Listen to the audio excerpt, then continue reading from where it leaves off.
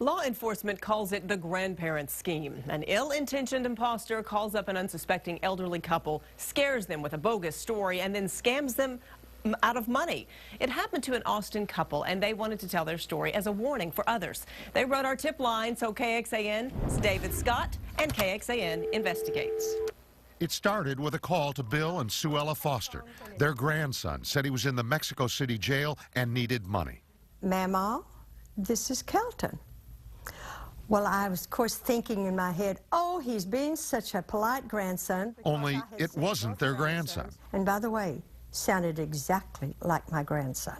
If he hadn't called me by the pet name, though, I just think I would have maybe thought again. But it had to be. Who else knew their pet nicknames? Only the two grandsons. No one else calls me Mama. He called me Papa. He did indeed. And he said, Papa, I've got to get out of jail and cover my court cost, and I need $2,900 to do that. They sent the money. One day after the first Western Union wire went out, the Fosters got another phone call from Kelton in Mexico. I say, okay, Kelton, how much? And he says, well, another $2,900. Now the Fosters were out $5,800. They never heard from the imposter again. How did he get information like their nicknames? Possibly from Kelton's Facebook. A lesson there, use your privacy settings. The imposter told the Fosters not to call his cell phone.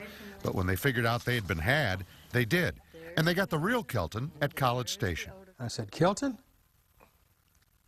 I said, have you been to Mexico? No, Papa, I've been here all the time. I said, oh. The Better Business Bureau sees this often and says you can't be too careful. Before you do anything, call and confirm. Call family members, call your grandchild directly, confirm the situation, verify what you're being told before you wire any money to anybody. As for that imposter, well, they're pretty low life. They really are. Bill and Suella learned a lesson. I would have called his brother at A&M. Kurt, what is this about your brother going to Mexico City? And of course he would immediately put us wiser. A very expensive lesson. People will probably think, well, they must have been kind of, you know, naive or dumb, but all we were thinking about is helping our grandson. And so the reason we were willing to do this is so maybe others won't. David Scott for KXAN Investigates. If you have a story for the KXAN investigative team, call us or email us.